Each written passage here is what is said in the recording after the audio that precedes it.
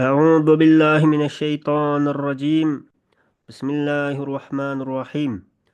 الحمد لله رب العالمين، والعاقبة للمتقين، والصلاة والسلام على نبينا محمد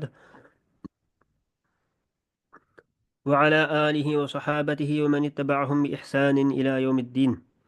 اللهم لا علم لنا إلا ما علمتنا إنك أنت العليم الحكيم.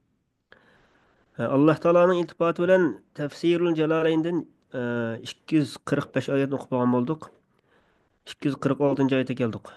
İlgirki oyatda Alloh taolo shu Alloh yo'lida jihad qilishga mu'minlarni qiziqtirish haqidagi oyatlarni degan edi. Va qatilu fi sabilillah va alamu annalloha samiun alim. Yani Alloh yo'lida urush qilinglar, bilinglarki Alloh taolo hammani anglab turguchi, bilib turguchi zotdir deb kelib, oxirida Alloh yo'lida qarzi hasana berishga mu'minlarni qiziqtirgan oyatda degan qiziqtirgan oyat so'zlandi. Yine qarzi hasana deganimiz ilgirki darsimizda so'zlab o'tgandek, Alloh yo'lida chin ixlos bilan haqiqiy qalbidan chiqarib turib, Alloh yo'lida pul-mol chiqim qilish va buning qarta Alloh taoloninki hasilab qaytirib turganligi haqidagi mazmun so'zlangan. 245-oyatda shu mazmun so'zlangan. Endi bu oyatlarda yana Alloh taolo shu mu'minlarni jihad qilishga qiziqtirish haqida shu vaqtdagi oyatlarni so'zlaydi ekan. Estaizu billah. ألم تر إلى الملأ من بني إسرائيل من بعد موسى إذ قالوا لنبي لهم ابعث لنا ملكا نقاتل في سبيل الله قال هل عسيتم إن كتب عليكم القتال ألا تقاتلوه قالوا وما لنا ألا نقاتل في سبيل الله وقد أخرجنا من ديارنا وأبنائنا فلما كتب عليهم القتال تولوا إلا قليلا منهم والله عليم بالظالمين. Yine el mela degan el jamoa. Yine jamoat ne? Shuna bir Bani İsraildan bo'lgan bir jamoatni ko'rmadingmi? Sana Musa alayhissalomning vafotidan keyin Isroil avlodidan bo'lgan bir jamoaning xabari yetmadimi? Ular o'z vaqtida o'zlarining payg'ambariga bizga podshoh tiklab bergan, uning bilan dushmanlarga qarshi Allohning yo'lida jihad qilaylik deyishdi. Payg'ambar sizlarga jihad farz qilinsa, jihad qilmay qolarsizlarmi dedi. Ular yurtlarimizdan haydab chiqarilgan va o'g'illarimizdan judo qilingan tursak, qandoqmi Allohning yo'lida jihad qilmayli dedi. Ularga jihad farz qilingan chaqda ozg'inisidan boshqa hammasi jihatdan bosh tortdi. Alloh zolimlarni obdan bilguchidir. Ya'ni min ba'di mavti Musa. Musa alayhisalom vafot etib ketgandan keyin Bani İsrailning ichidagi bir jamoaning xabari senga yetmadimi? Ashlarning qissasiga va xabar haqidagi mazmun mushaqdagi ahvol senga yetmadimi?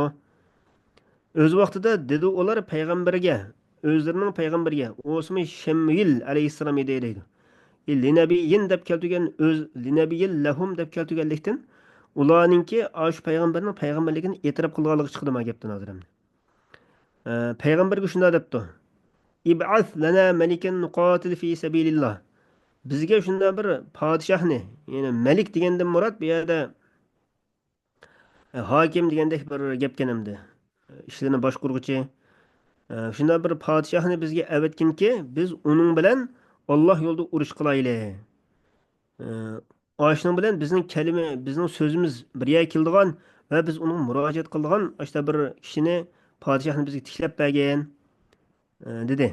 Degandan keyin payg'ambar ularga dediki: "Hal asaytum in kutiba alaykumul qitalu alla tuqatilu." Agar sizlarga urush farz qilinib qolsa, urush qilmay qolasizlarmi? Ya'ni asaytum deb o'qildi debdi. Yani in kutiba alaykumul qitalu alla tuqatilu degan asaning xabari. Asaytum degan qolarsizlarmi deb mumkinchilik bo'p qolarmi degandek ma'nodagi gap emas, men taqririni bildirdi debdi. Sizlar Alloh yo'lida urush farz qilinib qolsa, urush qilmaydigan qavmsizlar. Urush chiqmaysizlar deganda shu mazmunni demoqchi bu yerda. Yani istifham li taqririt tavaqqu'i biha. Oshunki cho'qim yuz berganligini bildirmoqchi degan gap bu. ular dedi, biz nima ish qilib urush qilmaymiz? Bizga nim bo'ldi ekan urush qilmaymiz Alloh yo'lida. Alloh yo'lida urush qilmasqa nim bahoyimiz bor, bahonamiz bor demoqchimni. Halbuki biz chiqarildik diyorlarimizdan va o'g'illarimizdan, vatanimizni haydab chiqarilgan bo'lsak va o'g'illarimizni ado judo qilgan bo'lsak, bizni ularni qul qilish bilan, o'ttirish bilan o'g'illarni shundoq ahvollar biz yuz bergan bo'lsa, biz bizga shu ishni qilgan shundoq avorchilik zulmlarni qilgan qavmga qarshi Alloh yo'lida urush qilmay nima haddimiz bor degandek gapni qilibdi. Ularga bu ahvollarni Jalutning qavmi shundoq qilgan edi deydi. Ya'ni la mani'a lana minhu ma'a vujudi muqtabihi. Oshini urush qilishga bizning Alloh yo'lida urush qilishimizni taqozo qiladigan ish mavjud turuqliq. Uningdan bosh tortishimizga bir mani, to'salg'i yo'q dedi. Degandan keyin endi Alloh taolo oshlarning ahvoli qarta munod deydi. Falamma kutiba alayhimul qitalu tawallaw illa qalilan minhum.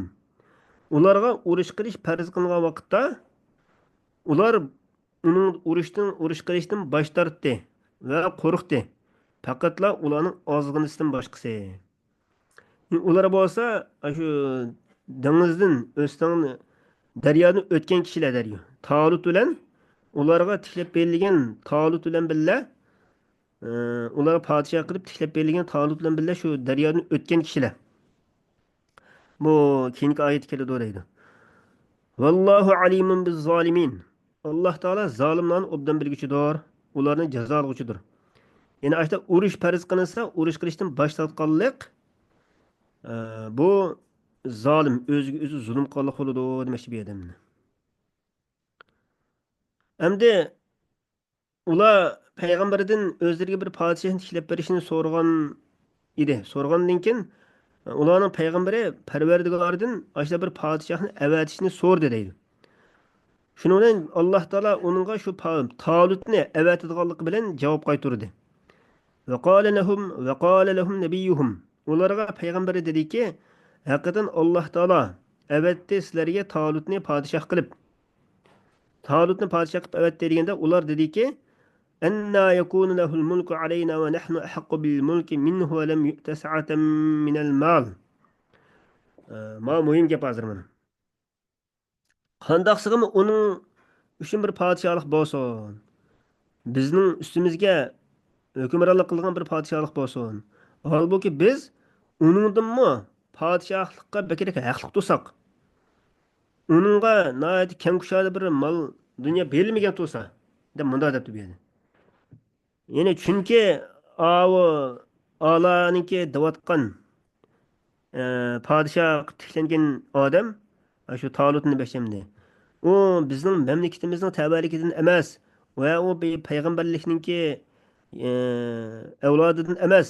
Halbuki u bir dabbog', ya'ni teri ashlaydigan bir kishi yoki bir mol vaqtidan bir qo'ychi. Mushuna bir odam tursa, mushuna bir oddiy odam bizga podshoh bo'lamdi deb ko'zga ilmagandek bunday qilyapti odamni. Yeni kelib uningki u jiq mol dunyosi yo'q tursa demoqchi ekanimda. Valam yutasa'atan minal mal degan uning ya biz hurmatlaydigan bir katta bir boy kishi bo'lmasa deb. Ularning tafakkuri shunday qiladi. Nurg'un odamlarning tafakkuri shunday. Boy pul bilan jiq odam u hurmatga sazovor bo'ladi. U boshqalarga hukmronlik qilishga loyiq bo'ladi. Deydigan işte bir tefekkür, işte bir qarash nurg'un insonlarda bor endi. Buni qartama keyingi oyat shunga javob berdi hozir. Innallohu istafahu alaykum va zadahu bastatan fil ilmi vel jism. Vallohu yu'ti mulkahu man yasha. Vallohu wasi'un alim. Payg'ambar ular shunday dedi. Haqiqatan Alloh taolo uni sizlarga podshoh qilib tanladi. Ya'ni Alloh haqiqatan sizlarga podshoh qilishga uni ixtiyor qildi. Uning ilmini ziyoda va badanini qobil qildi. Alloh saltanatni xohlagan odamga beradi. Allohning fazli kengdir. Uningga kimning loyiq bo'lganligini, Allohning fazliga kimning loyiq bo'lganligini Alloh o'zi obdan biladi dedi. Bastatan degan saatan. Alloh taolo uni ilmda va badanda sizlardan bir ortiq qildi demoqchi bu odamni. Qobil qildi. U Talut bo'lsa Bani İsrail'in içindeki en alim adam idi şu vakitte deydi. Ve ularının en güzel ve yaratılış cihette ve mükemmel şuna bir kişiydi. Ee, Allah Teala padişahlıkını halgan adam birdi. Yani itaahu. Aşı berişini kimge berişini halisa şuna birdi o. Bunun itiraz bildiriş yok. Allah Teala la yusalu amma yef'alu ve hum yusalun deb ayette bayını. Allah Teala kılgan işini sorulmaydı. Halbuki şu bendeler soruldu. Degan shu oyatning mazmuni bo'yicha hamda Alloh taoloning qilgan ishiga e'tiroz bildirish yo'q. Vallohu vasiun. Alloh taoloning fazli kengdir. Alimun bilguchidir. Ya'ni kimningki nimaga loyiq ekanligini, podshohlikka loyiq bo'lsa shu podshohlikka loyiq ekanligini, Allohning fazlini berishga loyiq emas shu fazlini berishga loyiq ekanligini Alloh o'zi obdan bilguchidir demoqchi bu yerda. وقال لهم نبيهم إن آية ملكه أن يأتيكم التابوت فيه سكينة من ربكم. Endi ular shu Talutni podshoh qilib avatlagan vaqtda shunday degan ekan. Endi unda bo'lsa bizningki uning podshoh ekanligiga bir belgi alomatni keltirib deb talab qilgan deydi. Ana shuni talab qilgan vaqtda payg'ambar ularga dedi deydi. Uning podshohligining alomati uning podshohligining alomati shuki sizlarga bir sanduq keladi.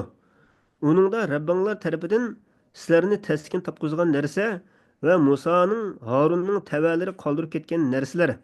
Ya'ni Musoning hossi, kiyimi va Tavrat yozilgan ba'zi taxtlar qochlangan bo'ladi. Uni farishtalar ko'tarib keladi. Agar Allohga va oxirat kuniga ishongan bo'lsanglar, buningda ya'ni tabutning nozil bo'lishida Allohning Talutni sizlarga podshohlikka tanlaganligiga albatta sizlar uchun ro'shan alomat bor. Yine onun padişahlıkının alameti, hakikaten onun padişahlıkının alameti şu ki kelidu sizlerge tabut, yine sandık sizlerine inanlar kelidu. O sandık kanda sandık kent toxtisa, onun da peygamberlerin suretleri bağ sandık deydi. Onu Allah Teala Adem Aleyhisselam düşürgenken ve onunkinkin Adem Aleyhisselam'ınkin şu devrdeki Bani İsrail kavmi kadar davamlaşıp evlatın evlatga davamlaşıp başta kelgenken saklap. Keyin Amalika degan qavmlar ular bilan urush qilgan chog'da ularning ustiga g'olib kelib ketib, u sanduqni tortib olgan debdi. Ilgari shu sanduqni saqlab kelayotgan shu Bani Isroil qavmi dushmani bilan urush qilgan vaqtda bizni bunda sanduq bor emasmi?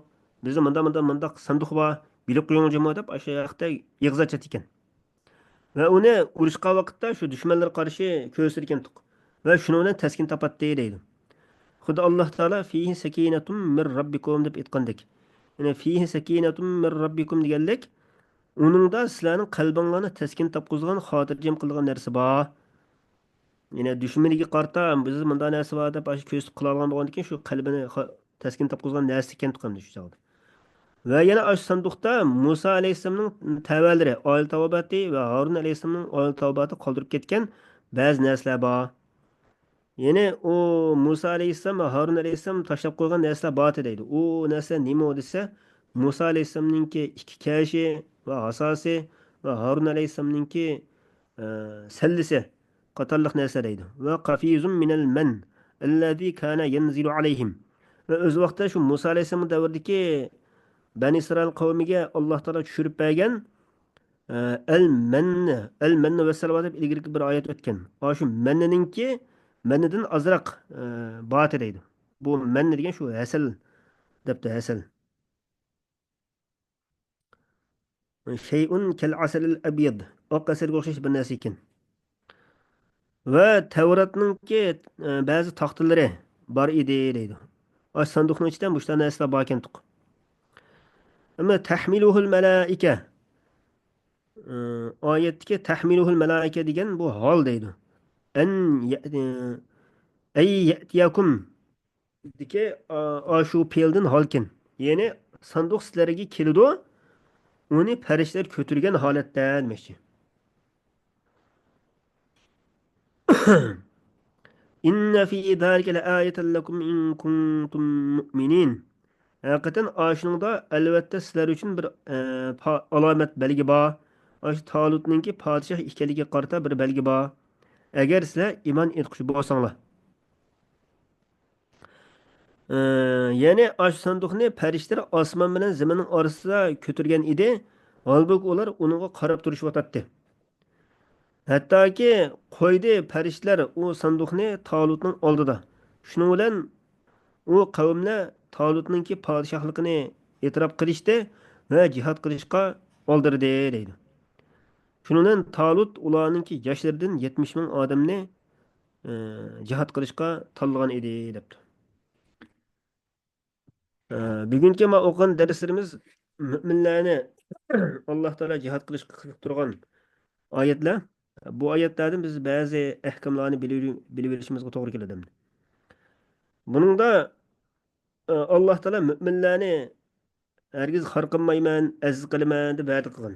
Bu azizlik, hurmat, karomat degandanki bu quruq orzu va sabab ko'rsatishlar bilan bo'lmaydi deb tushunishgan. Nima bilan bo'ladi desa, Alloh yo'lida jihad qilish bilan bo'ladi deydi. Bu Alloh yo'lidagi jihad deganninki ruhiy, tarbiyaviy va ilmiy jihatdan tayyorlik ko'rishni va bir tajriba to'plash, jur'atli bo'lish, shijoatli bo'lish, chin ixlos niyatning bo'lishi va Alloh yo'lida mushlan nurg'un qurbonliklarni berish orqali bo'lgan ish. Alloh yo'lida jihad qilish mushlan taraf qiladi debdi. Ammo Bani Isroilning ichida bu ahvollardan hech qanday narsa yo'q edi deydi. Buning sababi nima desa, asosliq ikki sababga bog'langan debdi. U ikki sabab nima desa, ularning nafsi nijis, noiti habis insonlar deydi. Uning nafslari pok emas, rostchil emas, iymoni ojiz, dunyoni hayotni yaxshi ko'radigan, qurbon berishdan, Alloh yo'lida qurbon berishdan qochadigan ashta ahvollar bor edi ular deydi.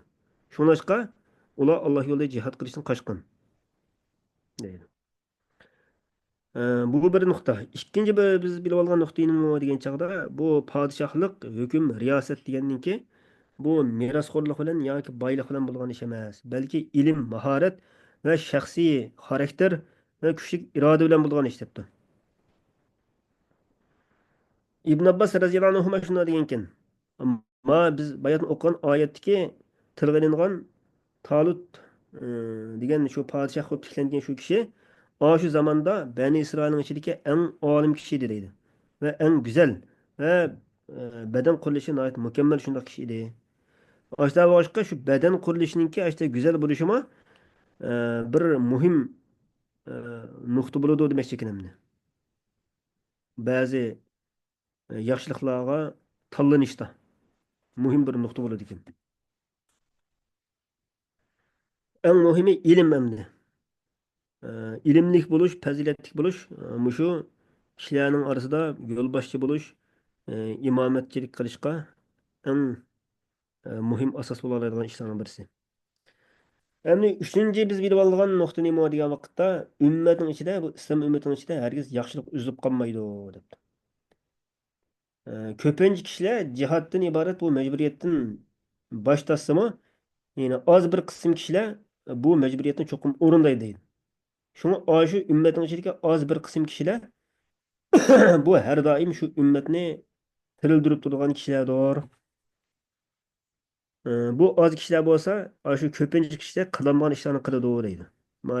Keyinki ayette şuna çıkıdı. Az bir kısım kişiler Allah Teala'nınki iltifatı olan ular haqiqiy Allohdan qo'rqqanligi uchun ko'p insonlarning ustini g'alaba qilgan. Alloh taolo oshilarning hammasining amallarini bilib turg'uchidir va ularning amallari qarata yaxshi va yomon jazo va mukofot berguchidir deydi. Alloh taolo zolimlarning qilmishlarini bilib turg'uchidir va ularga loyiq ravishda qilganlari qarata loyiq ravishda azoblaydi debdi. Alloh taolo hammalarga manfaatli ato qilsin. Va axiru da'wana alhamdulillahi robbil alamin. Subhanaka va bihamdik astaghfiruka va atubu ilayk.